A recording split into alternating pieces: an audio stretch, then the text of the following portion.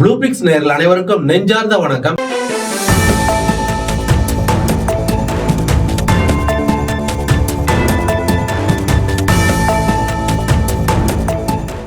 இன்னைக்கு நம்முடைய அரசியல் பார்வையில ஒரு சென்சிட்டிவான டாபிக் பேச போறோம். அதை பத்தி பேசுறதுக்காக நம்முடைய நண்பரும் மூத்த பத்திரிகையாளருமான நாச்சி செல்வராஜ் அவர்கள் இணைந்திருக்கிறாரு. வணக்கம். வணக்கம். நல்லா இருக்கீங்களா? நல்லா இருக்கேன். இன்னைக்கு ரொம்ப சென்சிட்டிவான டாபிக் தான் எடுக்க போறோம்.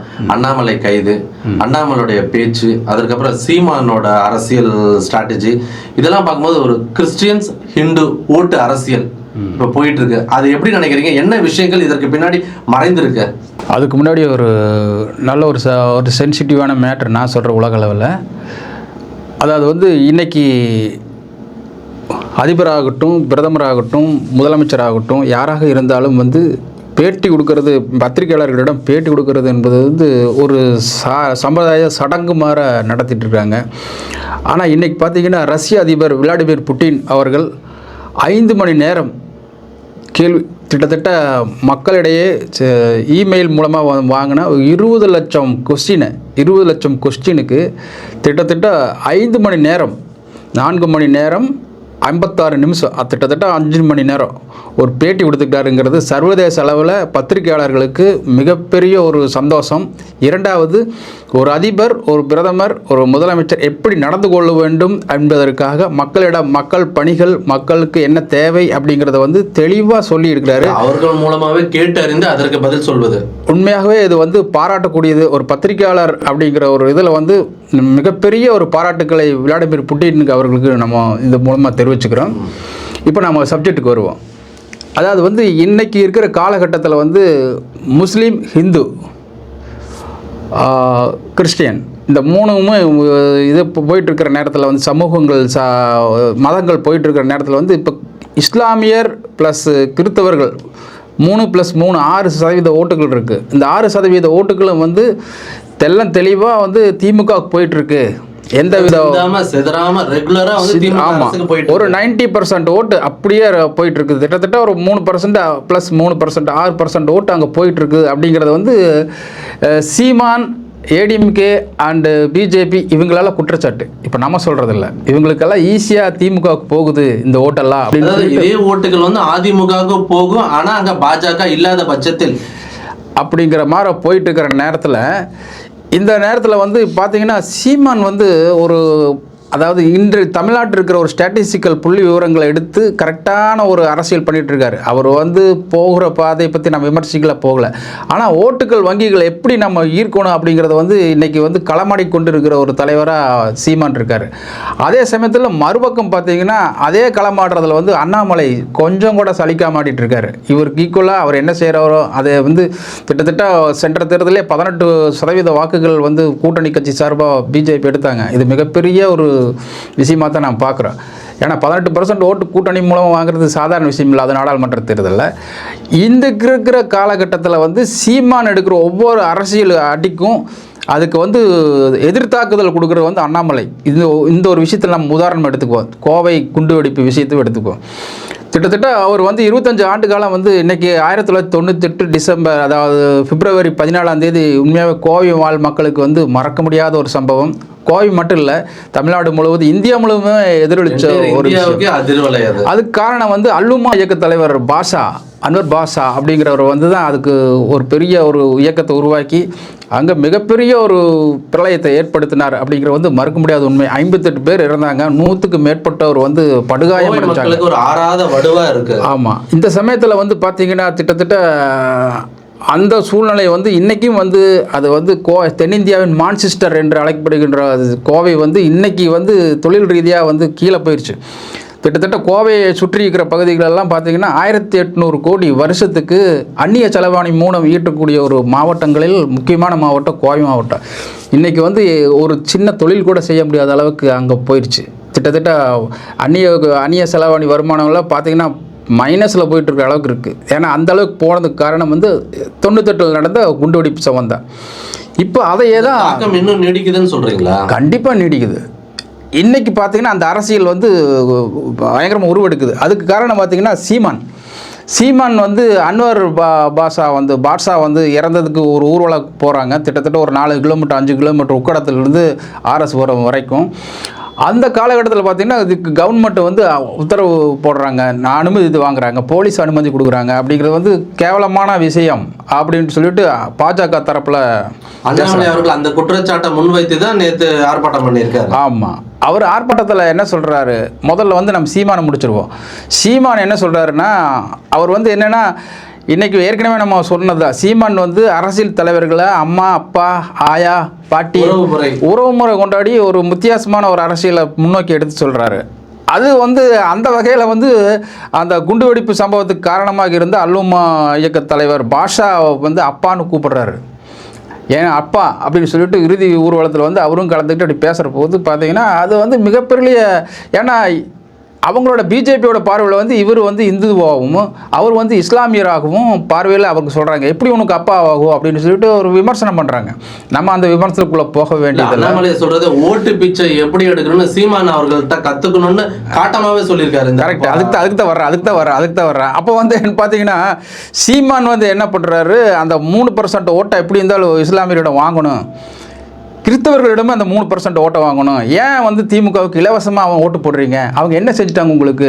ஏற்கனவே வந்து பல ஆண்டுகளாக 10 ஆண்டுகளுக்கு மேலாக இருக்கிற இஸ்லாமியர்களை வந்து விடுவிப்பான்னு சொல்லிட்டு தேர்தல் அறிக்கையில் வந்து திமுக ஏற்கனவே சொல்லியிருக்குது. ஆனால் அது செஞ்சாங்களா அப்படின்ட்டு அவங்க குற்றச்சாட்டு, அவர் நியாயமான கோரிக்கை வைக்கிறாரு சீமான். செயலி இல்லை, ஏற்கனவே இன்னும் 4-5 பேர் இருக்கிறாங்க அதே வழக்கில் குற்றம் சாட்டி 4 பேர் உயிரோடு இருந்துக்கிறாங்க, அவங்களையாவது வெளியிடுங்க அப்படின்ட்டு தான் அந்த கூட்டத்தில் பேசுகிறாரு. ஸோ வந்து இதெல்லாம் வந்து பொறுக்க முடியாமல், ஏன்னா சென்சிட்டிவான மேட்ரு, ஏன்னா மத அரசியல் பண்ணக்கூடிய பிஜேபி இதுக்கு வந்து எதிர்வினைகள் ஆற்றணுங்கிறதுக்காகவே மகாராஷ்டிராவிலேருந்து நம்ம முன்னாள் நண்பர் தான் சிபி ராதாகிருஷ்ணன் இப்போ வந்து கவர்னராக இருக்கிறாரு. அவரெல்லாம் நான் இங்கே தலைவராக இருக்கிற போது நம்ம ரெகுலராக ப்ரெஸ் மீட், ஆமாம், இங்கே வந்து கமலாலயத்தில் நிறைய ப்ரெஸ் மீட் கொடுத்துக்கிறா, நம்ம மீட் பண்ணிக்கிறோம் அவரை. இப்போ அவருக்கு இதுக்காக வாலண்டரியாக வந்ததாக ஒரு தோற்றம் ஏற்படுது. வந்து ஒரு கொலை குற்றவாளி போய் அவனை பேசி அவன் பாஷாவில் ஒரு ஆளா, அவனால் கொலை குட்டி இத்தனை பேர்த்து கொன்னான் அப்படின்னு சொல்லிட்டு ஆவேசமாக பேசுகிறார். சிபி ராதாகிருஷ்ணன் பேசுனது வந்து பயங்கர ஆபத்து. ஏன்னா அவர் வந்து மிகப்பெரிய பொறுப்பு இருக்கார், மகாராஷ்டிரா மாநிலத்திலோடைய கவர்னராக இருக்கிறார். ஏன்னா இப்போ வந்து அது அப்படியே ஃபோக்கஸ் ஆகுது, இந்தியா முழுவதும் ஃபோக்கஸ் ஆகுது, இந்த பிரச்சனை வந்து கொண்டு போகுது, இது வந்து இதக்கூடாது. அதுக்கு வந்து சீமான் அவர்கள் மிகப்பெரிய காட்டமான பதில் சொன்னார். அப்போ கோத்ரா ரயில் எரிப்பு சம்பவத்தை ஏற்படுத்தி யார், அவர் குற்றவாளியா, மோடி குற்றவாளியா இல்லையா அப்படின்னு சொல்லிட்டு அந்த முன்வைக்கிறார். அப்போ கோத்ரா ரயில் எரிப்பு சம்பவம் வந்து அதாவது உள்ளுக்குள்ளே பல முஸ்லீம்கள் இருக்காங்க, கிட்டத்தட்ட 70-80 100க்கு மேற்பட்ட முஸ்லீம் இருக்கிறாங்க, இதெல்லாம் அதை குழந்தை குட்டிகளோடு இருக்காங்க. அந்த சூழ்நிலையில் வந்து அந்த கம்பார்ட்மெண்ட்டை பூட்டி தீ வச்சாங்க, இது யாருன்னு எங்களுக்கு தெரியாதா, இப்போ அதுக்கு காரணம் யார், மோடி தானே அப்படின்னு சொல்லிட்டு அவர் குற்றம் சாட்டார். அப்போ அவர் மட்டும் நல்லவரா? நீங்க சொல்ற அதே வாதத்தை நான் முன்வைக்கிறேன். இதே போன்ற தாக்குதல் இந்துக்களுக்கு எதிராகவும் நடத்தப்பட்டிருக்குல்ல, அதை நீங்க கவனத்தில் வச்சு பேசணும்ல.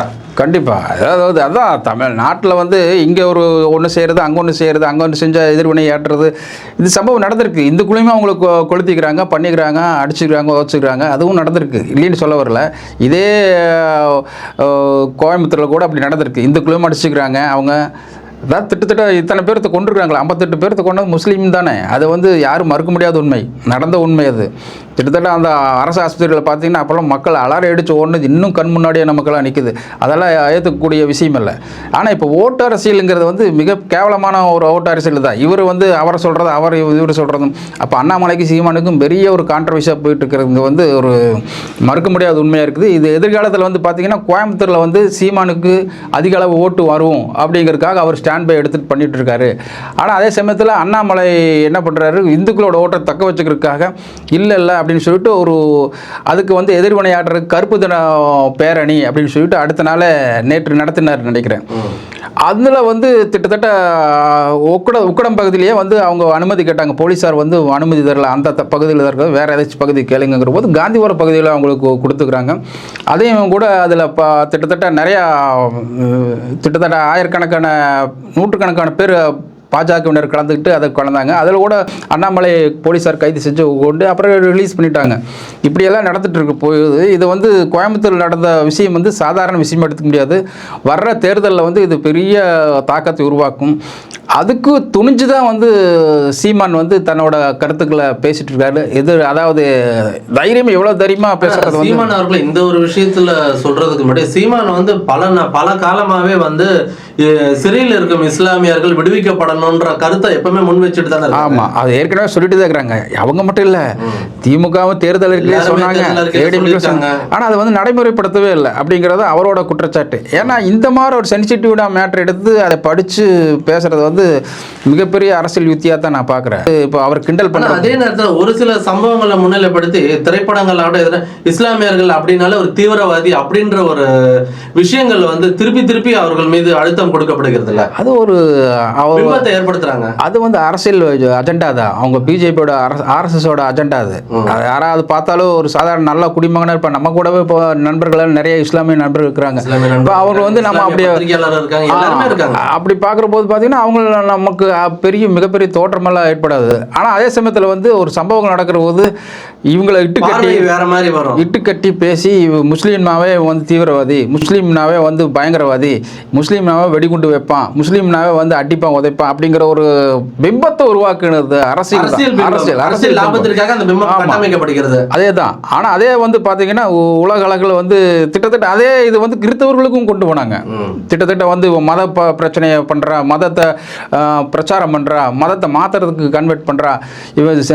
இப்போ இருக்கிற வந்து ஏழைகளை வந்து அவங்களுக்கு உதவுற மாதிரி உதவி செய்து அவங்க மத மாற்றம் உருவாக்குறாங்க அப்படின்னு சொல்லிட்டு அவங்க மேலே ஆர்எஸ்எஸ் குற்றச்சாட்டு இருந்துகிட்டே இருக்குது. இல்லைன்னு இல்லை, இதை இப்போ நாளடைவில் பார்க்குறோம். எங்கள் ஊரில் எல்லாம் கிராமத்து சைடெல்லாம் பார்த்தீங்கன்னா பிடிச்சி அடிச்சிருக்கலாங்க. அந்த பிரச்சாரம் செய்கிறவங்களை அடிச்சுக்கிறாங்க. ஏன் அவன் என்னமோ பண்ணிட்டு போகிறான், உனக்கு என்ன, அவனை போய் அடித்து தான் நீ வந்து பிரச்சாரம் செய்யணும்னு அவசியம் கிடையாது. அப்போ அடித்தது வந்து ஒரு மத தாக்குதல் தானே. மதத்தை வந்து மதம் பிடித்த யானையாக வந்து உருவாக்குறது ஆர்எஸ்எஸோட கொள்கை. அதைத்தான் நம்ம எதிர்க்கிறோம்.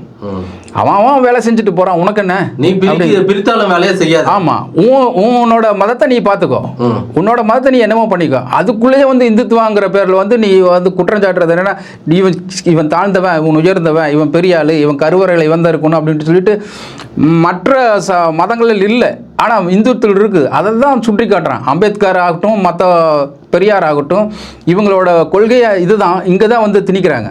இதிலிருந்து தான் பிரித்து பார்க்குறாங்க. இந்துத்துவாவை நாங்கள் எடுத்துக்கொள்ள மாட்டோம் அப்படிங்கிறது இந்துக்களே கிட்டத்தட்ட பெரும்பாலான இந்துக்கள் வந்து இப்போ திமுகவாகட்டும் அதிமுகவாகட்டும் அதெல்லாம் வந்து கொள்கையிலிருந்து பின்வாங்கி நிற்கிறதுக்கு காரணமாக அதே கொள்கை தான் இப்போ சீமானு எடுத்து பேசிகிட்டு இருக்காப்புல. அதே கொள்கை தான் இப்போ இருக்கிற கம்யூனிஸ்ட் கட்சிகளும் பேசிகிட்டு இருக்காங்க. ஸோ வந்து இப்படி இருக்கிற காலகட்டத்தில் வந்து பிஜேபி தன்னோட அரசியல் நிலைநிறுத்தற்காக அண்ணாமலை போன்றவர்களால் அப்படி பண்ணிட்டு இருக்காங்க. இப்போ இந்த நேரத்தில் ஒரு முக்கியமான கருத்தை பதிவு செய்ய விரும்புகிறேன். இப்போ இஸ்லாமியர்கள் அப்படின்னாலே வந்து கெட்டவர்கள், தீவிரவாதிகள் அப்படின்னு சொல்லப்படுகிறது வந்து முக்கியமாக இது வந்து திரைப்படங்களும் இதற்கு வந்து ஒரு ஊன்றுகோலாக இருக்கு. ஆனால் அதே நேரத்தில் இப்போ கேப்டன் விஜயகாந்த் நடித்த படங்களாகட்டும் தீவிரவாதிகளாகவே இஸ்லாமியர்களை தான் காட்டுவார். ஆனால் அதே நேரத்தில் இஸ்லாமியர்கள் நண்பர்களாகவும் காட்டியிருக்காங்க. நிறைய நடிகர்கள் வந்து அதற்கு முன்னுதாரணமாக இருந்திருக்காங்க. ஆனால் ஹெவி லெவலில் பண்ணது இந்த ட்வின் டவர் அட்டாக்கு அப்புறம் இஸ்லாமியர்கள் மீது பார்வை வந்து உலக அளவில் வேற மாதிரி போச்சு.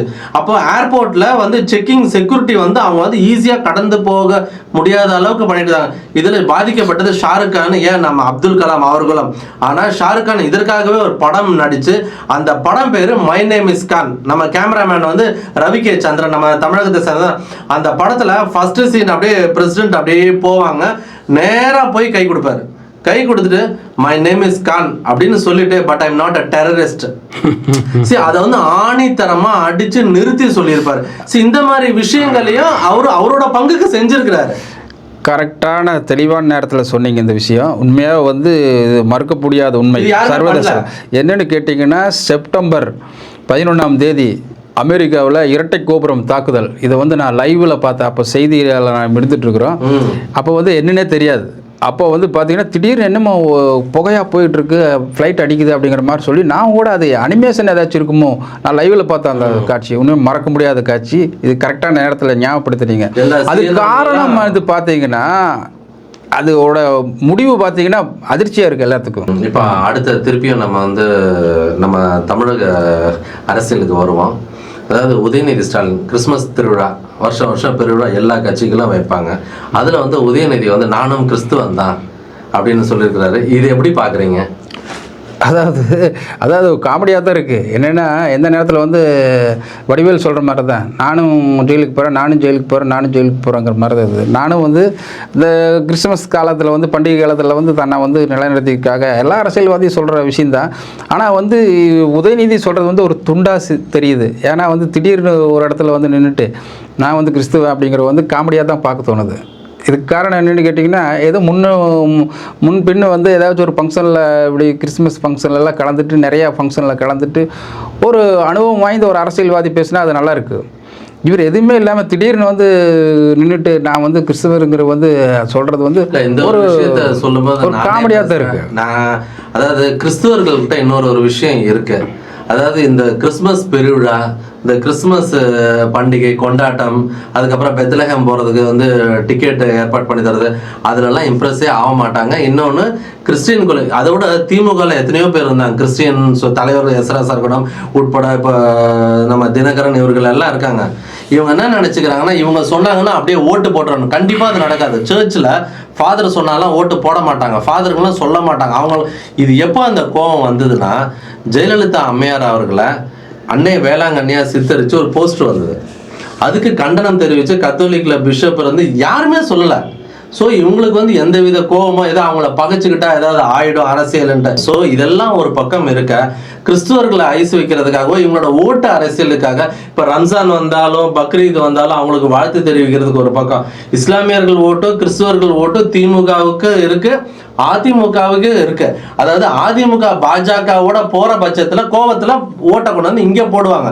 ஆனால் இந்த கிறிஸ்துமஸ் விழாக்கள் இந்த கூட இருக்கிறவர்கள் எல்லாம் சொல்லிட்டா அப்படியே கிறிஸ்துவர்கள் ஓட்டு அப்படியே நம்ம வந்து கேட்டுருவாங்க. அவங்கவுங்க சொந்த டிசிஷன்ல தான் எடுக்கிறாங்கன்றத இந்த அரசியல் தலைவர்கள் முதல்ல புரிஞ்சுக்கணும். ஸோ வந்து அது தேர்தல் காலத்தில் அதெல்லாம் புரிஞ்சுக்குவாங்க மக்கள். ஆனால் வந்து டோட்டலாக வந்து அந்த 6% ஓட்டு வந்து திமுகவுக்கு தான் போயிட்டு இருக்கு வந்து பரவலான கருத்து அது இருந்துட்டு தான் இருக்கு. அதே மடைமாற்றம் செய்கிறாரு சீமான். அதுக்குண்டான வேலை தான் இப்போ நடந்துட்டு இருக்கு. அதே தட்டி பறிக்கிறதுக்காகத்தான் அண்ணாமலை செஞ்சுட்டு இருக்காரு. ஏன்னா தட்டி பறிக்கிறத விட அந்த ஹிந்து ஓட்டுகளை வந்து தக்க வச்சுக்கணும் அப்படிங்கிறது அவரோட அஜெண்டாவாக இருக்குது. அந்த வகையில் வந்து அண்ணாமலை ஜெயிச்சுட்டு தான் இருக்காரு. அவர் வந்து அதில் வந்து ஜெயிச்சுட்டு தன்னை தக்க வச்சுக்கிறதுக்காக எல்லா வேலையும் செஞ்சிட்ருக்காரு. ஆனால் விடாப்பிடியாகவும் வந்து சீமானும் தன்னுடைய புது ஓட்டு வங்கியாக அவங்கள வர வைக்கணும். திமுக பின்தங்குதுன்றீங்களா? அப்போ திமுக பின்தங்குதா இல்லையா? சிறுபான்மை ஓட்டு வந்து கண்டிப்பா 2026 பெரிய ரோல் பிளே பண்ண போகுதுன்னு நல்லா தெரியுது. இப்ப இவங்க பண்ற விஷயத்த பார்த்தா இந்த மாதிரி இப்ப யாருக்கு யார் ஓட்டு, அதனால எனக்குன்னு இவங்க முந்தி ஸ்டேட்மெண்ட் கொடுக்குறது. இப்போ நீங்களும் நானும் சண்டை போட்டுருக்கிறதா எல்லாரும் வேடிக்கை போட்டிருப்பாங்க. ஆனால் இன்னொரு ஆள் வந்து ஐயோ என்ன மறந்துட்டீங்களா அப்படின்னு சொல்லி கேட்பாங்க இல்லையா? அந்த வகையில் இப்போ திமுக இருக்குது. இப்போ அதான் ஆமாம், அண்ணாமலையும் சீமானும் சண்டை போடுறாங்க. இப்போ திரைமறைவில் ரெண்டு பேரும் சொல்லி கூட வச்சுக்கலாம். நான் அப்படி பேசுவேன், நீ என்ன எதிர்க்கூடாது, இன்னும் நான் பேசுவேன், நான் என்ன எதிர்க்கூடாது. செட்டிங்ஸாகவும் இருக்கலாம். இல்லை செட்டிங்ஸ் தான் அது. யார் சீமானு அண்ணாமலை திமுகவுக்கு ஓட்டு போகக்கூடாது. நீ நானும் ஒன்று, நீ இதை பேசு, நான் உன்னை திட்டுறேன். இப்போ 2 பேரும் லைவில் இருப்போம், 2 பேரும் மக்கள் நம்மளை பற்றி தான் பேசணும். இதில் வந்து யார் என்ன பார்த்தீங்கன்னா திமுக மறந்துடுவாங்க. திமுக அந்த 6% ஓட்டு போகக்கூடாது அப்படிங்கிறது அவங்களோட அஜெண்டா. இது வந்து திமுகவுக்கு தெரியாமல் இல்லை, இந்த பாலிசி அவங்களுக்கும் தெரியும், இப்போ நடக்கிற விஷயங்களெல்லாம் தெரியும். அதனால தான் அவர் என்ன பண்ணுறாரு, 200 தொகுதியில் நாங்கள் ஜெயிப்போம். இப்போ திமுக தலைவரும் முதல்வரும் ஸ்டாலின் அவர்கள் வந்து தொடர்ச்சியாக 200க்கும் மேற்பட்ட தொகுதிகளை வெல்வோம்னு வந்து ஒரு ஸ்ட்ராங்காக கான்ஃபிடென்ட்டாக சொல்கிறாரு. இதை எப்படி பார்க்குறீங்க? இது வந்து அதாவது ஜெயலலிதா உயிரோடு இருக்கிற போதும் சரி, அதை வந்து எதிர்த்து கலைஞர் அரசியல் பண்ணுறோம் சரி, அப்போ பார்த்தீங்கன்னா 2 பேரும் வந்து போட்டியாக அரசியல் பயங்கரமாக போயிட்டுருக்கு. கலைஞர் என்ன பண்ணுவார், என்னோட அளவு எனக்கு தெரியும், என்னோட உயரம் எனக்கு தெரியும் அப்படின்ட்டு ஒரு இடத்துல கூட நாங்கள் இத்தனை சீட்டு ஜெயிப்போன்னு கலைஞர் இதுனா வரைக்கும் அரசியல் சரித்திரத்தில் எந்த இடத்துலையுமே பதிவு பண்ண கிடையாது. ஜெயிக்கிறதுக்கு வாய்ப்பு இருக்குது, வரும் பார்க்கலாம் அப்படி தான் சொல்லுவார். குறிப்பிட்டு 200 சீட்டு ஜெயிப்போம் அப்படின்ட்டு எல்லாம் சொன்னதே கிடையாது. ஆனால் இல்லை அதுக்கு தான் சொல்லுவார். ஆனால் ஜெயலலிதா எல்லா தேர்தலும் சொல்லுவாங்க, நான் இந்த தொகுதியில் ஜெயிப்பேன், இது போல் ஜெயிப்பேன், 200 சீட்டு ஜெயிப்பேன், 232 நாங்கள் தான் ஜெயிப்போம் அப்படின்ட்டு இப்போ ஓவர் கான்ஃபிடென்ட்டாக பேசுவாங்க. ஆனால் அந்த ரோலை இன்றைக்கி வந்து தமிழக முதலமைச்சர் மு.க. ஸ்டாலின் எடுத்திருக்காருன்னு தான் உண்மையான அரசியல் நிலவரம். இது வந்து நம்மளை போன்ற அரசியல் பல தேர்தலை சந்திச்சிருக்கிறவங்களுக்கு எல்லாத்தையும் விஷயம் தெரியும். இது என்னென்னு கேட்டிங்கன்னா, இவர் வந்து ஏற்கனவே ஒரு டைம் சொல்லிக்கிறாங்க, இவர் ஜெயலலிதா ரோலில் தான் தன்னோட அரசியலே பண்ணுறாரு அப்படிங்கிற மாதிரி தான் போயிட்டுருக்கு. ஒரு முறை 2011 வந்து திருமாவளவனை தேர்தலிலேருந்து, அதாவது கூட்டணியிலேருந்து வெளியே ஏற்றிட்டாங்க. திமுக கூட்டணியிலேருந்து வெளியேற்றுற போது அவர் சொல்கிற ஒரு வார்த்தை, திமுக ஸ்டாலின் குற்றம் சாட்டுறாரு, இவர் ஸ்டாலின் வந்து வேட்டி கட்டிய ஜெயலலிதா அப்படின்னு சொல்லிட்டு அவர் குற்றம் சாட்டுறாரு. ஏன்னா ஜெயலலிதாவும் ஸ்டாலினும் ஒன்று தான், ஒரே மாதிரி தான் கேரக்டரு அப்படின்ட்டு அவர் குற்றம் சாட்டுறாரு. அந்த கேரக்டர் வைஸாக தான் நம்ம பார்க்குறது என்னென்னா, இப்போ ஜெயலலிதா மாதிரி தான் இவர் 200 தொகுதியிலும் ஜெயிப்போம் அப்படிங்கிறதும் ஓவர் கான்ஃபிடென்ட். இதை வந்து திமுக ஒத்து வருமா ஒத்து வராதான்னு நமக்கு தெரியல. இந்த மாதிரி சொல்கிறது நான் எங்கேயுமே எதிர்பார்த்ததில்லை. திமுககாரன் எப்படி எடுத்துக்கிறான்னு தெரியல. ஆனால் வந்து திமுக பல அனுபவம் வாய்ந்த திமுககாரன் இதை ஒத்துக்க மாட்டாங்க. அதில் பெருகுகிறதுன்னு ஒரு ஸ்டேட்மெண்ட் சொல்லியிருக்காங்க. அதை எப்படி பாருங்க, அதிருப்தியே இல்லையா? அதான் சொல்கிறது, கண்ணு கட்டிய தூரம் வந்து ஜெயலலிதா அப்படி தான் சொன்னாங்க. கண்ணு கட்டிய தூரம் எனக்கு எதிரியே கிடையாது அப்படின்னு சொல்லி சொன்னாங்க. 2011 ஜெயிச்சுட்டு எலெக்ஷனில் இருக்கிற போது, 2016 வந்து எலெக்ஷன் போயிட்டு இருக்கிற போது அந்த வார்த்தை சொன்ன வார்த்தை இது. இப்போ அதே வார்த்தை அதே சொன்னேனே, ஜெயலலிதா மாதிரி தான் ஸ்டாலின் சொல்லிட்டு சில விஷயங்கள் எல்லாம் அப்படி தான் பண்ணுறாருன்ட்டு. இன்றைக்கி அவரோட அந்த வார்த்தை சொல்லலை. அந்த வார்த்தை சொன்னாலுக்கு ஆச்சரியப்படுறதுக்கு இல்லை. ஆனால் வந்து எதிர்க்கட்சிகள் வந்து இப்படி சொல்கிறது வந்து, அதாவது கலைஞர் வந்து என்ன சொல்லுவாருன்னா, உசுப்பேத்தருக்கு தான் பார்ப்பார். உசுப்பேக்கிற மாதிரி ஒரு சில வார்த்தைகள் பேசிட்டு, டே உஷாராரா உஷாராரா, அவர் உசுப்பேத்துறதை விட உஷாராருன்னு அதிக வார்த்தை அதிகமாக தொண்டர்கள் வந்து உடன்பிறப்பே நீ வந்து 24 மணி நேரம் கண்காணிப்போடு இரு, அப்படி உழைப்பைத்தான் எதிர்பார்த்து கொண்டு இருக்குன்னு அப்படி தான் பேசுவார். ஆனால் இவர் என்ன பண்ணுறாரு, 200 சீட்டு நான் ஜெயிச்சிருவேன், 200 சீட்டு ஜெயிச்சிருவேன் அப்படின்ட்டு அவனை தூங்க விட்டு உட்காந்துருக்காங்க. இது வந்து திமுகவுக்கு வந்து ஒரு செட்பேக், ஒரு பின் விளைவுகளை ஏற்படுத்து. ஏன்னா வந்து தொண்டர்களை எப்படி தட்டி கொண்டு போகணும் அப்படி தான் கொண்டு போகணும். மாயை உலகத்தில் போயிட்டே இருந்தோம்னா கண்டிப்பாக அது தோல்விக்கு ஒரு காரணமாக அமையும் அப்படிங்கிறதா நம்மளோட பார்வையாக இருக்குது, ஒரு பத்திரிகையாளனை பார்க்குற ஒரு பார்வையாக இருக்குது. இறுதியாக ஒரு கேள்வி, இடைத்தேர்தலில் விஜய் கட்சி புறக்கணித்திருக்கிறது, அது எப்படி பார்க்குறீங்க? ஏன்னா இது ஒரு சான்சஸில் நின்று பார்க்கலாம், ஆழம் பார்க்கலாம். ஆனால் ஆழம் பார்க்குறன்ற பேரில், ஆசிட் டெஸ்ட்ன்ற பேரில் ரிசல்ட் வேறு மாதிரி ஆயிடுச்சுன்னா அது வந்து 2026 பெரிய தாக்கத்தை ஏற்படுத்தும். இது எப்படி பார்க்குறீங்க சார்? கடந்த 20 ஆண்டுகளில் பார்த்தீங்கன்னா தமிழ்நாட்டை பொறுத்து இடைத்தேர்தல் பார்த்தீங்கன்னா ஆளுங்கட்சி தான் ஜெயிச்சுட்டு இருக்கு. அதுக்கு காரணம் பார்த்தீங்கன்னா எல்லாம் அரசியல் எல்லா மினிஸ்டரும் சரி, எல்லாம் சரி, அதை ஏடிஎம்கே இருந்தாலும் சரி, டிஎம்கே இருந்தாலும் சரி, அங்கே தான் இருப்பாங்க. அவங்களுக்கு உண்டான வேலை செஞ்சிடறாங்க. ஒரு தெருவுக்கு ஒரு 4 விஐபி போட்டு கண்காணிக்க சொல்லிடுறாங்க. அப்படி பார்த்தீங்கன்னா ஆட்டோமேட்டிக்காக அது அங்கே வந்து ஆளுங்கட்சி தான் ஜெயிக்கும். அப்படி ஆமாம், அவரது பின்வாங்கிக்கிறது நல்லது, அது புத்திசாலித்தனம். அது கோமாளி ஏமாளி அப்படின்னு எல்லாம் சொல்ல முடியாது, அவர் புத்திசாலித்தனம். ஏன்னா முதல் தேர்தல் சந்திக்க போகிறாரு. அதனால் வந்து இவர் எம்ஜிஆர் கிடையாது, மாயத்தேவரை நிறுத்தி திண்டுக்கல்லில் ஜெயிச்சு 72 ஜெயிச்சு வந்தார் எம்ஜிஆர், இரட்டலை சின்னத்தை வச்சு. அந்த மாதிரிலாம் விட முடியாது. அன்னைக்கு இருக்க அரசியல் வேறு, இன்னைக்கு இருக்க அரசியல் எக்காரணத்துக்கு எடுத்து டெசிஷன் வந்து கரெக்டான டிசிஷன், அருமையான டிசிஷன், இது கரெக்டான டிசிஷன். அதுதான் அவருக்கு பாதுகாப்பு, அவர் அரசியல் பாதுகாப்புக்கு அதுதான். ஏன்னா முதல் வந்த உடனே தோக்கிறதுக்கு வந்து மொக்கையாகிட்டு போகிறதுக்கு ஒதுங்கி நிற்கிறது நல்லது, வழிவிட்டுறது நல்லது. உங்களுடைய ஆழமான அழகான கருத்துக்களை பிஸியான ஷெட்யூலில் நேரம் ஒதுக்கி ப்ளூ பிக்ஸுக்கு வந்து அழகாக எடுத்து வைத்தமைக்கு நன்றி. மீண்டும் ஒரு காணொலியில் சந்திக்கிறேன். நன்றி, வணக்கம். வணக்கம்.